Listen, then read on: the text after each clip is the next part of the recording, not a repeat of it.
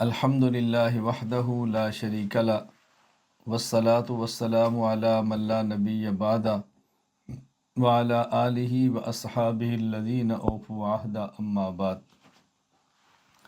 تخصص فی العقائد الاسلامیہ کا سبق اصول حدیث کے عنوان پہ چل رہا تھا۔ آج ہم پہلے گفتگو کریں گے عام، مشترک اور مؤول کے بارے میں۔ عام کی تعریف علامہ حسام الدین محمد بن عمر الاخسیقفی رحمہ اللہ تعالی وفات 644 ہجری منتخب الحسامی میں فرماتے ہیں، ہوا کل لفظ ینتظم جمع من المسمیات لفظا او معنن، ہر ایسا لفظ جو اپنے مسمہ کے تمام افراد کو لفظاً یا معنن شامل ہو۔ ہر وہ لفظ جو اپنے مسمہ کے تمام افراد کو لفظاً یا معنن شامل ہو۔ اس میں اسم تو آپ جانتے ہیں نام کو کہتے ہیں، مسمہ اس کو کہتے ہیں جس چیز کا نام رکھا گیا ہے، یعنی جس پر وہ لفظ بولا جا رہا ہے اس کو کہتے ہیں مسمہ، لفظاً شامل ہو یا معنن شامل ہو۔ لفظاً شامل ہونے کا معنی یہ ہے کہ خود وہ لفظ، اس لفظ کا صیغہ، اس سے بات سمجھ آ رہی ہو، وہ خود اس لفظ کے صیغے کے اندر اتنا عموم اور وسعت ہو کہ وہ اپنے تمام افراد کو شامل ہو۔ معنن شامل ہونے کا معنی کہ جو لفظ ہے اس میں وسعت نہ ہو، اس لفظ کے اندر جو معنی ہے اس کے اندر اتنی وسعت ہو کہ وہ تمام افراد کو شامل ہے۔ لفظاً شامل ہونے کی مثال سورۃ الاحزاب آیت نمبر 73، یعذب اللہ المنافقین والمنافقات والمشرکین والمشرکات ویتوب اللہ علی المؤمنین والمؤمنات وکان اللہ غفورا رحیما۔ اللہ تعالیٰ منافقین کو جو مرد ہیں، منافقین جو عورتیں ہیں، مشرکین جو مرد ہیں اور مشرک جو عورتیں ہیں، ان کو عذاب دیں گے، اور جو مومن مرد ہیں یا مومن عورتیں ہیں اللہ ان کی توبہ قبول فرمائیں گے، اللہ رحمت فرمائیں گے، مغفرت فرمائیں گے ان کی۔ اب یہاں دیکھو، المنافقین کا لفظ تمام مرد منافقین پر شامل ہے، المنافقات کا لفظ تمام منافقات خواتین کو شامل ہے، المشرکین کا لفظ تمام مشرک مردوں کو، اور المشرکات کا لفظ تمام مشرک عورتوں کو، المؤمنین کا لفظ تمام مومن مردوں کو، المؤمنات کا لفظ تمام مومن عورتوں کو شامل ہے۔ تو یہ ہے کہ لفظ کے اندر اتنی وسعت ہو کہ وہ تمام افراد کو شامل ہو، لیکن لفظ میں وسعت نہ ہو، معنی میں وسعت ہو۔ اس کی مثال سورہ آل عمران آیت نمبر 97، ومن دخلہ کان آمنا، جو شخص اس حرم پاک میں داخل ہو جائے اس کو امن ملے گا۔ اور لفظ من میں کوئی وسعت نہیں ہے، لفظ من کا جو معنی ہے اس معنی کے اندر بہت وسعت ہے، جو بھی ہر ایک اس کے اندر شامل ہوگا۔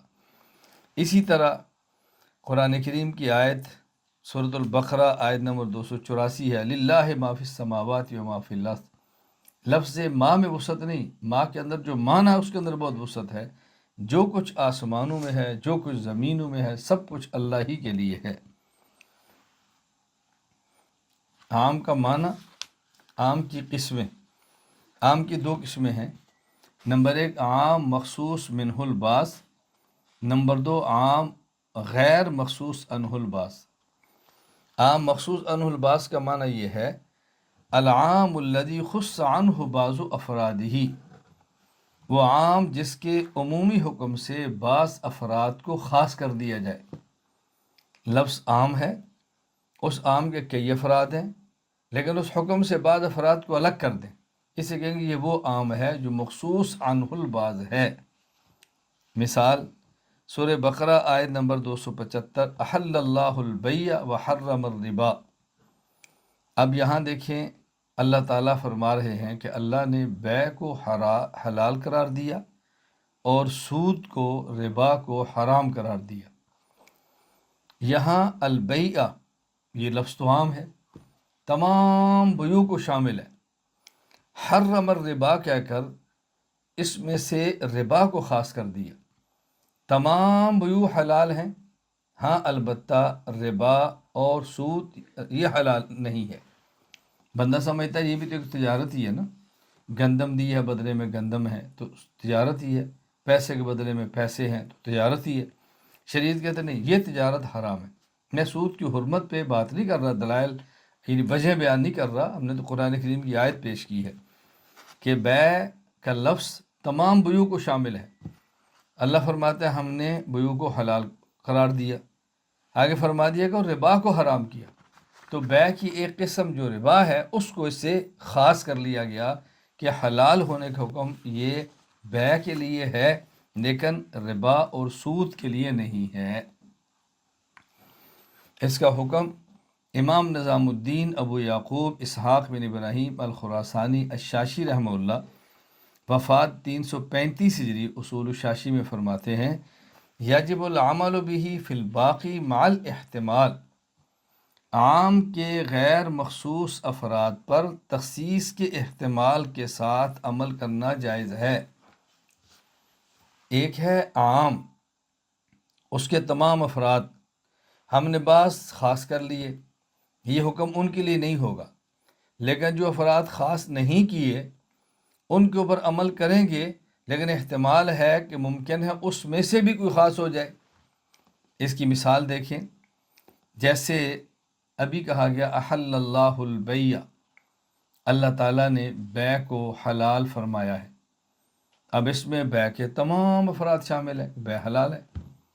آگے حرم الربا کہہ کر سود کو خاص کر دیا کہ بیع کے تمام افراد حلال ہیں لیکن سود، ربا، یہ جو آپ بیع کرتے ہیں یہ حرام ہے۔ تب حرمت کا تعلق صرف ربا کے ساتھ ہے، باقی بیع کی قسموں کے ساتھ حلت کا حکم ہے۔ لیکن بیع کے ابھی بعض افراد ایسے ہیں جن کو ان میں سے مزید خاص کیا جا سکتا ہے، یہ نہیں کہ سود کے علاوہ باقی ساری بیع حلال ہے، نہیں، اور بھی حرام ہو سکتی ہیں۔ مثال کے طور پہ بیع فاسد، بیع باطل۔ بیع فاسد کیا ہے کہ کوئی شخص کسی چیز کو خریدے اور اس کے بدلے میں پیسے طے ہوں، لیکن یہ جو ادار ہے اس کی مدت متعین نہ ہو۔ بھئی آپ میں آپ سے قلم خریدتا ہوں، آپ کو میں 500 دوں گا، اس کے بدلے میں کب دوں گا میں کچھ کہہ نہیں سکتا، بھئی آپ بتاؤ کب دو گے، مدت کی تعین نہیں کی۔ اسی طرح کوئی شخص مکان بیچے، میں آپ کو مکان بیچتا ہوں لیکن میری شرط ہے کہ 4 مہینے میں اس کے اندر رہوں گا، یہ شرط یہ ٹھیک نہیں، یہ فاسد ہے۔ تو یہ کہنا مقصود ہے کہ بیع کو حلال کیا، اس میں سود کو حرام کر دیا، سود کو خاص کر لیا کہ اس کے اوپر حلال والا حکم نہیں ہے، لیکن یہ احتمال ہے کہ اور بھی کچھ بیوع ایسی ہیں کہ جن کے بارے میں کہہ دیا جائے کہ وہ حلال نہیں، جس طرح میں نے کہا بیع فاسد ہے یا بیع باطل ہے۔ نمبر 2، عام غیر مخصوص عنہ الباس۔ عام کی 2 قسمیں تھی، مخصوص عنہ الباس اور عام غیر مخصوص عنہ الباس۔ عام غیر مخصوص عنہ الباس کہتے ہیں العام الذی لم یخص عنہ بعض افرادہ، وہ عام جس کے عمومی حکم سے بعض افراد کو خاص نہ کیا جائے، یعنی وہ عام کے جس کے حکم سے کوئی فرد بھی خاص نہ ہو بلکہ وہ حکم اس عام کے تمام افراد کے لیے ضروری ہو۔ اس کی مثال سورۃ المائدہ آیت نمبر 38، والسارق والسارقۃ فاقطعوا ایدیہما جزاء بما کسبا نکالا من اللہ واللہ عزیز حکیم۔ مرد چوری کرے یا عورت چوری کرے تو ان کے ہاتھ کو کاٹ دو، ان دونوں کے ہاتھ کاٹو، اور یہ ہاتھ کاٹنا سزا ہے ان اعمال کی جو انہوں نے کیے ہیں۔ یہ ما عام ہے، جزاء بما کسبا، توجہ سے بات سمجھنا، جزاء بما کسبا، چوری کرنے والا مرد یا چوری کرنے والی عورت، انہوں نے جو کچھ کیا ہے اس کے بدلے میں ان کا ہاتھ کاٹ دو۔ اب جو کچھ کیا میں کیا شامل ہے؟ مثلا انہوں نے چوری بھی کی ہے اور پھر ان کے پاس جو چوری کا مال تھا اس کو بھی کھا گئے، استعمال ختم کر دیا ہے، یا چوری کا مال ان کے پاس موجود تھا جل گیا ہے، گم ہو گیا ہے، ضائع ہو گیا ہے۔ ایک ہوتا ہے کہ ان نے چوری کے مال کو ہلاک کر دیا ہے، کھا لیا، ختم کر دیا، اس کو آگ لگا دی، اس کو توڑ دیا. اور یہ کہ چوری کا مال موجود تھا، ان نے توڑا نہیں، گرا اور ٹوٹ گیا، کوئی آگ لگی تو جل گیا. ایک ہوتا ہے ہلاک کرنا، ایک ہوتا ہے ہلاک ہونا. تو چور جو چوری کرے گا اور چوری کرنے کے بعد اس مال کو استعمال کر لے گا، ختم کر دے گا، تو وہ مال اس سے واپس نہیں لے جائے گا، بس اس کا ہاتھ کاٹ دینا یہ کافی ہے. یہ نہیں کہیں گے کہ چوری کی وجہ سے ہاتھ بھی کاٹو اور جو میرا مال ہے وہ بھی دو. اگر اس نے مال ہلاک کر دیا، کیوں؟ قرآن کہتا ہے جزاء بما کسب، جو کچھ چور نے کیا اس کے بدلے میں ہاتھ کاٹنا، اس میں چوری کرنا بھی ہے اور مال کو ہلاک کرنا بھی ہے یا مال کا ہلاک ہونا بھی ہے. ہاں اگر اس کے پاس مال موجود ہو تو چوری کے بدلے میں ہاتھ کاٹا جائے گا اور جو مال موجود ہے وہ مال واپس کیا جائے گا. کیوں؟ شریعت نے کہا کہ چور اور چوری کی سزا ہے اس کام کے بدلے میں جو اس نے کیا ہے. تو اس نے ایک ہی کام کیا ہے، چوری کرنے والا. جو مال چوری کیا تھا اس مال کو تبھی اس نے ہلاک نہیں کیا نا، تو اس لیے وہ مال اس کو واپس کر دیا جائے گا. ان دونوں کا حکم کیا ہے؟ انہ یلزم العمل بہ لا محالۃ مثل الخاص، خاص کے حکم کی طرح عام کے حکم پر بھی ہر حال میں عمل کرنا لازم ہے. جس طرح ہم نے پیچھے خاص کی بات کی، جس طرح عام کی بات ہے، اس پر عمل کرنا ضروری ہے، اس کو چھوڑ نہیں سکتے. نمبر 3 مشترک. امام نظام الدین ابو یعقوب اسحاق بن ابراہیم الخراسانی الشاشی الحنفی رحمہ اللہ تعالی، وفات 335 ہجری، یہ فرماتے ہیں ما وضع لمعنیین مختلفین او لمعان مختلفت الحقائق. مشترک کی تعریف یہ ہے کہ جو دو یا دو سے زائد مختلف معنی کے لیے، معنی پر دلالت کرنے کے لیے بلایا جائے، یعنی ایسا لفظ ہو کہ جس کو بنایا اس لیے جائے کہ اس کے ایک سے زائد معنی ہوں، 2 معنی ہوں یا 3 معنی ہوں، اسے کہتے ہیں لفظ مشترک ہے. اس کی مثال سورۃ البقرہ آیت نمبر 228، والمطلقات یتربصن بانفسہن ثلاثۃ قروء. وہ عورت جس کو طلاق ہو گئی تو اس عورت نے عدت گزارنی ہے، تو یہ عدت کتنی گزارے؟ قرآن کہتا ہے ثلاثۃ قروء، 3 قروء اس کی عدت ہے. قروء جمع ہے قرء کی. قرء کا ایک معنی حیض ہے اور قرء کا ایک معنی طہر ہے. عورت پر 2 قسم کے حالات آتے ہیں. ایک ہر مہینے اس کے وہ مخصوص دن ہے جس میں عورت کو خون آتا ہے، کہتے ہیں یہ حیض کے دن ہے. اور کچھ دن وہ ہیں کہ جن کو عورت کو خون نہیں آتا، پاک ہوتی ہے، کہتے ہیں طہر کے دن ہیں. تو ایک ہے حیض اور ایک ہے طہر. قرء حیض کو بھی کہتے ہیں، قرء طہر کو بھی کہتے ہیں. تو قرء یہ لفظ مشترک ہے جس کا ایک معنی حیض ہے اور ایک معنی اس کا طہر ہے. تو شریعت نے اس آیت میں یہ فرمایا کہ عورت جس کو طلاق ہو گئی، اس عورت نے عدت 3 قرء گزارنی ہے. اب قرء کا معنی حیض لینا ہے یا طہر، یہ الگ مسئلہ، اس پر آگے بات آئے گی. فی الحال بتانا یہ ہے کہ لفظ مشترک وہ ہوتا ہے کہ جو بنایا جائے 2 معنی یا 2 سے زائد معنی کے لیے. تو قرء کے جو کہ 2 معنی ہیں، اس لیے ہم کہیں گے کہ قرء یہ لفظ مشترک ہے، اس کا ایک معنی حیض ہے اور ایک معنی اس کا طہر ہے. اس کا حکم امام نظام الدین ابو یعقوب اسحاق بن ابراہیم الخراسانی الشاشی رحمہ اللہ، وفات 335 ہجری، فرماتے ہیں اذا تعین الواحد مرادم به سقط اعتبار ارادت غیری. لفظ مشترک کا ایک معنی جب متعین ہو جائے تو پھر دوسرے معنی کا اعتبار نہیں ہوگا.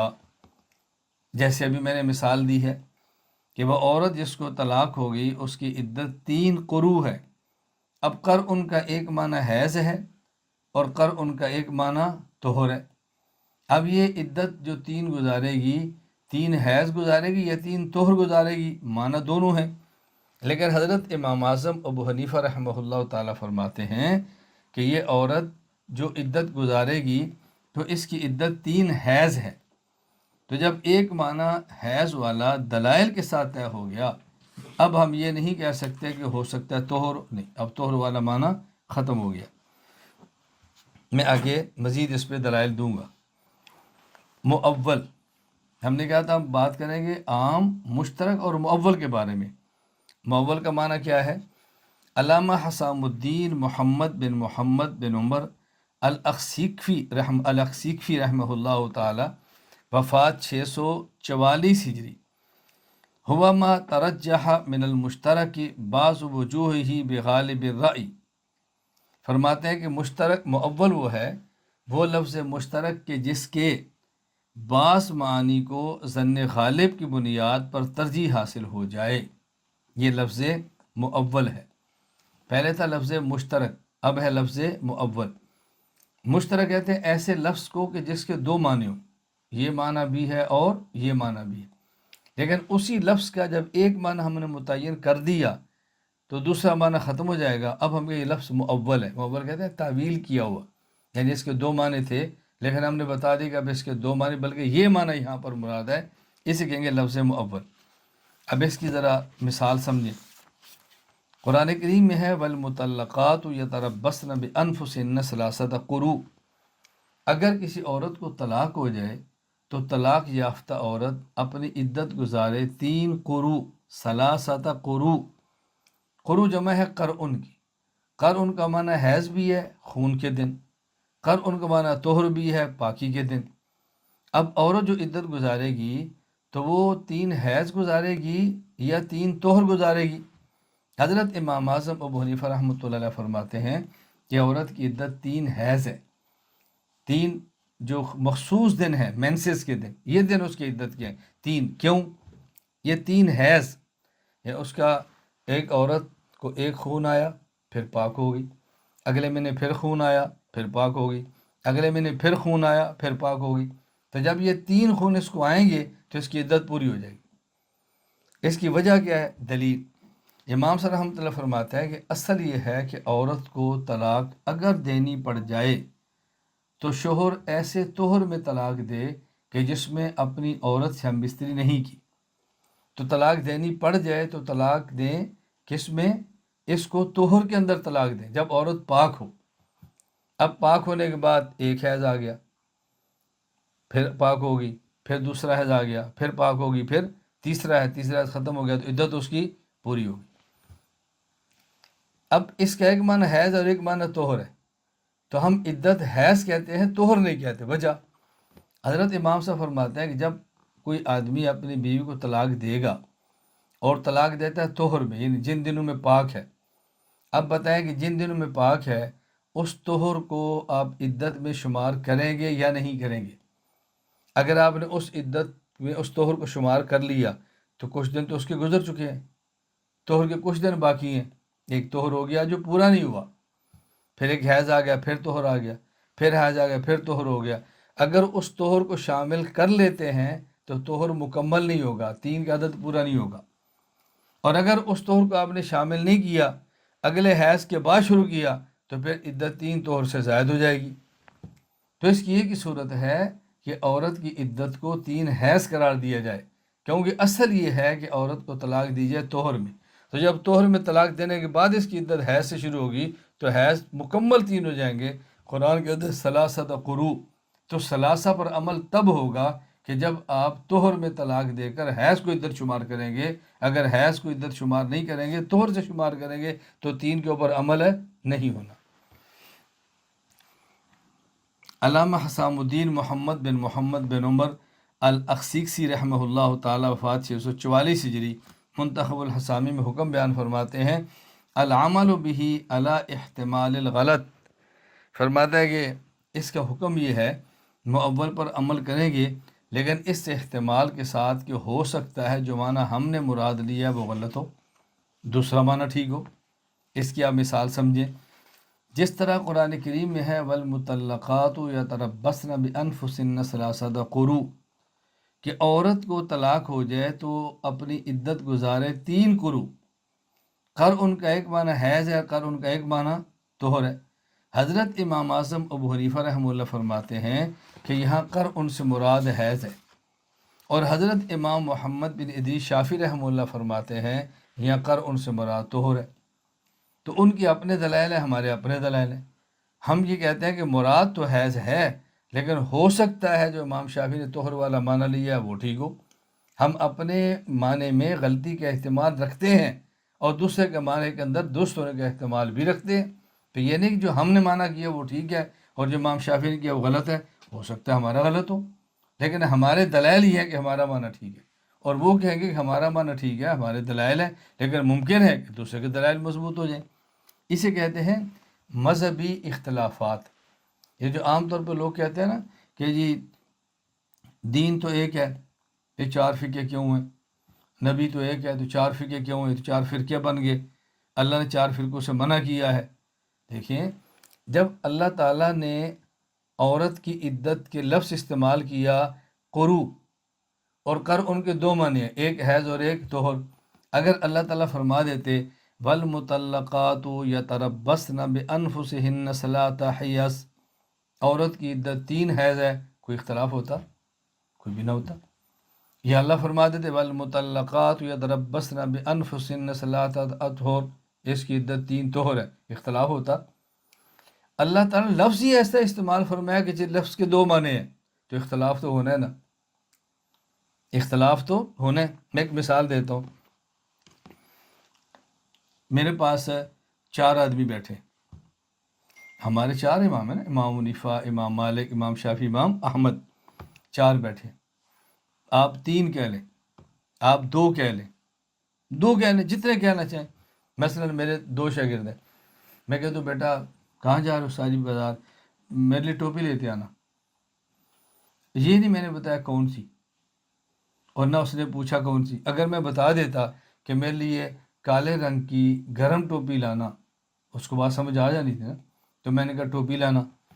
اب ایک شاگرد کہتا ہے یار کالی ٹوپی لے لو، دوسرا کہتا ہے نہیں وہ ساری سفید پہنتے، وہ کہتا ہے نہیں پہنتے تو سفید ہیں، لیکن سردی میں جب باہر نکلتے ہیں تو گرم ٹوپی پہنتے ہیں، تو سفید تو گرم ہے نہیں۔ اور دوسرا کہتا ہے نہیں انہوں نے جو منگوائی ہے نا گھر کے لیے منگائی، گھر تو سفید پہنتے ہیں، وہاں تو گرم ٹوپی نہیں پہنتے۔ اب دیکھو دونوں میں اختلاف ہو گیا نا۔ اب کوئی بندہ کہ بھئی استاد ایک ہے تو شاگرد کیوں لڑ رہے ہیں؟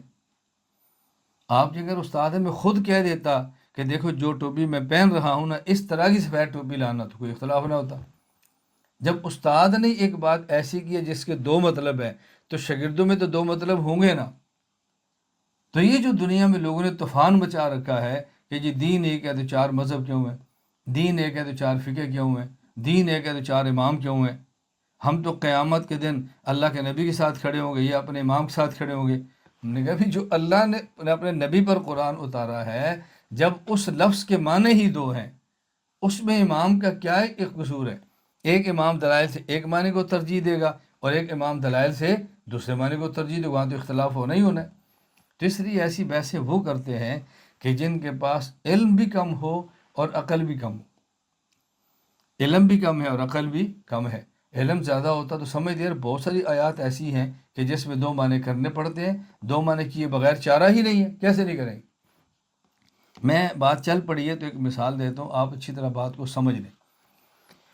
صحیح بخاری میں روایت موجود ہے، رسول اکرم صلی اللہ علیہ وسلم ہیں، صحابہ کرام رضی اللہ عنہم اجمعین موجود ہیں، اور غزوہ خندق ہوا۔ جب غزوہ خندق سے فارغ ہوئے تو حضرت جبرائیل امین آ گئے، نہ غزوہ احد، اس سے جب فارغ ہوئے تو جبرائیل امین آ گئے کہ آپ نے بنو قریظہ پر حملہ کرنا، غزوہ احد بنو قریظہ پر حملہ کرو۔ نبی پاک صلی اللہ علیہ وسلم نے صحابہ کرام سے فرمایا لا یصلین احد عصر الا فی بنی قریظہ، کہ تم میں سے کسی نے بھی نماز بنو قریظہ کے محلے کے علاوہ نہیں پڑھنی، اسلحہ لو اور نکلو، اور نماز تم سب نے بنو قریظہ کے محلے میں پڑھنی ہے۔ صحابہ کرام رضی اللہ عنہم مجمعین چل پڑے۔ جب چلے تو رستے میں عصر کا وقت تھوڑا رہ گیا، سورج غروب ہونے کے قریب ہو گیا۔ اب صحابہ نے کہا عصر کا کیا کریں؟ بعض صحابہ نے کہا کہ دیکھو اللہ کے نبی صلی اللہ علیہ وسلم نے فرمایا تھا کہ تم جلدی جاؤ۔ یہ جو آپ نے فرمایا کہ عصر کی نماز بنو قریظہ کے محلے میں پڑھو، آپ نے کیا فرمایا تھا؟ جلدی جاؤ، عصر تک وہاں پہنچ جاؤ۔ ہم عصر تک نہیں پہنچ سکے، نماز تو قضا نہیں کرنی نا، تو نماز پڑھ لیں۔ حضور کا مقصود یہ نہیں تھا کہ عصر کی نماز وہاں پڑھو، آپ کا مقصد یہ تھا کہ آپ جلدی جاؤ، تو عصر پڑھ لی۔ بعض صحابہ کرام نے کہا نہیں، جب اللہ کے نبی نے فرمایا کہ اثر وہاں پڑھو تو ہم کون ہو درس سے پڑھنے والے؟ قضا بھی ہوگی ہم وہیں پڑھیں گے، دین تو حضور لے کر آئے ہیں۔ تو انہیں نہیں پڑھی، انہیں اثر وہاں جا کے پڑھی، نماز قضا ہو گئی۔ اب بتاؤ، اگر اللہ کے نبی صلی اللہ علیہ وسلم خود یہ بات فرما دیتے کہ میرے کہنے کا مقصد یہ ہے کہ تم نے اثر تک وہاں پہنچنا ہے، اگر دیر ہو جائے تو رستے میں نماز پڑھ لینا، کوئی اختلاف ہونا تھا؟ کچھ نہیں ہونا تھا۔ اب جب اللہ کے نبی صلی اللہ علیہ وسلم کو صحیح صورتحال بتائی گئی کہ حضور آپ نے یہ فرمایا تھا، کچھ اس کا معنی یہ سمجھیں، کچھ اس کا معنی یہ سمجھیں، تو امام بخاری فرماتے ہیں وَلَمْ يُعَنِّ وَاحِدًا مِّنْهُمْ، آپ نے کسی ایک کو بھی برا نہیں کہا، آپ نے فرمایا دونوں ٹھیک۔ دیکھو میں اس کی مثال دینے لگا ہوں، آپ شاگرد ہیں، آپ بیٹھے ہیں، تو میں آپ میں سے کسی ایک سے کہتا ہوں آپ ایسا کہنا بیٹا اثر آپ نے میرے ساتھ پڑھنی ہے، آپ جلدی ہو، ساری کب تک آؤں، اثر میرے ساتھ پڑھو۔ آپ وہاں سے بیٹھ پہ، اب ایک گاڑی نہیں ملی، دوسری مل گئی، آگے رش تھا، آگے سٹاپ آ گیا۔ اب آپ کہہ رہے ہیں اگر میں نے گاڑی پہ بیٹھ گیا، رش ہے تو عصر کی نماز قضا ہو جانی ہے، تو میں نماز پڑھ لوں۔ نماز پڑھ لی تو میں پھر پوچھتا ہوں نماز استاد جی میں نے پڑھ لی ہے، کیوں؟ استاد جی ٹائم تھوڑا تھا، رش بہت تھا، قضا ہو رہی تھی، تو میں نے کوئی ناراض ہونا ہے؟ میں جو کہہ رہا تھا کہ عصر میرے ساتھ پڑھو، اس کا معنی کیا ہے؟ ذرا جلدی آنا۔ اور جب رش پڑھ کے نماز آپ نے پڑھ لی تو اس میں اعتراض کی کیا بات ہے؟ آپ کی جس بات ہی نہیں مانی۔ میں اس لیے گزارش کر رہا ہوں کہ جب بعض باتیں اللہ تعالیٰ نے قرآن کریم میں حضور اکرم صلی اللہ علیہ وسلم بیان ہی ایسی فرمائی کہ جس کے دو معنی ہو سکتے ہیں، تو اس میں اختلاف کیوں نہیں ہوگا؟ اختلاف تو ہوگا۔ میں ایک مثال آپ کو اور دیتا ہوں، بات چل پڑی ہے، اچھی طرح سمجھو۔ ایک اور مثال دیتا ہوں۔ صحابہ کرام رضی اللہ عنہ سفر میں تھے، سنن نسائی کے اندر روایت موجود ہے۔ اب راستے میں آئے تو نماز کا وقت ہو گیا اور پانی نہیں تھا، تو صحابہ نے تیمم کیا، نماز پڑھ لی۔ ابھی نماز کا وقت باقی تھا کہ پانی مل گیا۔ اب صحابہ میں اختلاف ہو گیا کہ وہ جو ہم نے تیمم کے ساتھ نماز پڑھی ہے وہ وضو کر کے دوبارہ لوٹائیں یا وضو کر کے دوبارہ نہ لوٹائیں؟ قرآن کریم کا حکم ہے فَإِن لَّمْ تَجِدُوا مَاءً فَتَيَمَّمُوا صَعِيدًا طَيِّبًا، کہ جب تمہیں پانی نہ ملے تو تیمم کیا کرو۔ ہمیں پانی نہیں ملا، ہم نے تیمم کر لیا، نماز پڑھ لی۔ اب پانی مل گیا، اب وضو کر کے نماز لوٹائیں یا نہ لوٹائیں، اور وقت کے اندر ملا ہے، یہ نہیں کہ بعد وقت کے اندر پانی مل گیا۔ بعض صحابہ کرام نے کہا کہ نماز لوٹانا ضروری ہے کیونکہ ابھی نماز کا وقت باقی ہے، پانی مل گیا ہے، وضو کریں، لوٹانا ضروری ہے، لوٹائیں۔ بعض صحابہ کرام نے کہا نہیں، ہمیں قرآن کا حکم یہ ہے کہ جب پانی نہ ملے تیمم کرو، نہیں ملا ہم نے تیمم کیا، ہم نے نماز پڑھ لی، ہم نے شریعت کے حکم پر عمل کر لیا ہے۔ اب اگر پانی مل بھی گیا ہے تو ہم دوبارہ نماز کیوں پڑھے؟ ہم تو پانی کی جگہ پہ مٹی تھی، پانی جگہ پہ تیمم تھا، ہم نے شریعت کے حکم کے مطابق نماز پڑھی ہے۔ تو انہوں نے نماز نہیں لٹائی، بعضوں نے لوٹا لی اور بعضوں نے نہیں لوٹائی۔ اب یہ جب واپس مدینہ آئے، رسول اکرم صلی اللہ علیہ وسلم سے کی خدمت میں حاضر ہوئے اور آپ کو پوری بات عرض کی، تو اللہ کے نبی نے فرمایا کہ جنہوں نے نہیں لٹائی مسئلہ ان کا ٹھیک ہے، جنہوں نے نماز نہیں لٹائی مسئلہ ان کا ٹھیک ہے، اور جنہوں نے لٹا لی ہے نا تمہیں دو نمازوں کا ثواب ملے گا، پہلی کا بھی دوسری کا بھی، تمہیں دو کا مل جائے گا۔ لیکن تم نہ لٹاتے تو لٹانے کی ضرورت نہیں تھی لٹانے کی۔ مسئلہ تو وہ تھا آپ نے نماز پڑھ لی، اب کیا ضرورت ہے لٹانے کی؟ چلو آپ نے لٹا لیے تو میں لٹانے کا بھی ثواب مل جائے گا۔ تو نبی پاک صلی اللہ علیہ وسلم تو نہیں فرمایا کہ تم نے برا کیا۔ اب صحابہ کے اختلاف ہوا نا، اور ایک آیت کو سمجھنے میں اختلاف ہو رہا ہے۔ اب بتاؤ یہ جو آج ائمہ پر اعتراض کرتے ہیں، تو اگر یہ صحابہ کے دور میں ہوتے یہ بھی اعتراض کرتے نا، کہ اعتراض کرتے یہ دو مذہب کیوں ہو گیا، دو فرقے کیوں ہو گیا، کوئی کہہ رہا ہے پڑھو، کوئی کہتا ہے نہیں پڑھو۔ اس لیے یہ باتیں اچھی طرح سمجھا کرو۔ جن کے پاس علم نہیں ہوتا وہ بحث کرتے ہیں، یہ کیسے ہے کہ امام کچھ کہہ رہے ہیں کہ امام کچھ کہہ رہا ہے؟ قرآن تو کہتا ہے واعتصموا بحبل اللہ جمیعا ولا تفرقوا، اللہ کی رسی کو مضبوطی سے تھامو اور فرقے نہ بناؤ۔ اماموں نے فرقے بنا لیے ہیں، بھائی کہاں فرقے بنا لیے ہیں؟ جو اللہ کی رسی ہم نے مضبوطی سے تھامنی ہے، جب اس رسی کے معنی دو ہے تو پھر کیا کریں گے؟ تو بات سمجھ آ رہی ہے؟ میں رسی پر بھی بات سمجھایا کرتا ہوں کہ مجھے آپ بتائیں، اگر ایک بہت مضبوط رسا ہو، اوپر سے آتا ہو، ٹھیک ہے، اس رسے کو بٹتے ہیں تو پھر رسا بنتا ہے نا۔ ایک جو مضبوط رسا ہوتا ہے اس کے اندر کئی رسے ہوتے ہیں، اور اگر چھوٹی رسی ہو تو اس کے اندر کئی دھاگے ہوتے ہیں۔ تو اگر مضبوط رسہ ہو اور اس کے اندر کئی رسے بلا کر بنایا گیا ہو، یہاں تک لائیں اور نیچے اس کے 4 چھوڑ دیے جائیں، کوئی بھی اس رسے کو پکڑ لو تم اوپر آ جاؤ گے، تو اگر کوئی بندہ اوپر سے ایک کو پکڑ لے تو بھی چھت پہ جائے گا، اور اگر ان کو ایک کو پکڑ لے تو بھی چھت پہ جائے گا، دوسرے کو پکڑ لے پھر بھی چھت کو جائے گا، تو انہیں ٹکڑے تھوڑے کیے بھائی، جتنا رسہ ہاتھ کے اندر آیا پکڑا اور چھت میں چلا گیا۔ تو جنہوں نے جس حصے کو پکڑا وہ چھت میں پہنچ جائیں گے، گریں گے نیچے وہ جنہوں نے پکڑا ہی نہیں ہے، وہ گریں گے۔ تو جس نے قرآن کریم کو نہیں لیا جہنم میں وہ جائے گا، اور جس نے قرآن کریم کو لے لیا، اب اگر اس میں کئی امام ہے، ائمہ ہے، فقہ کے اختلاف ہے، تو یہ شریعت میں کوئی اعتراض والی بات نہیں۔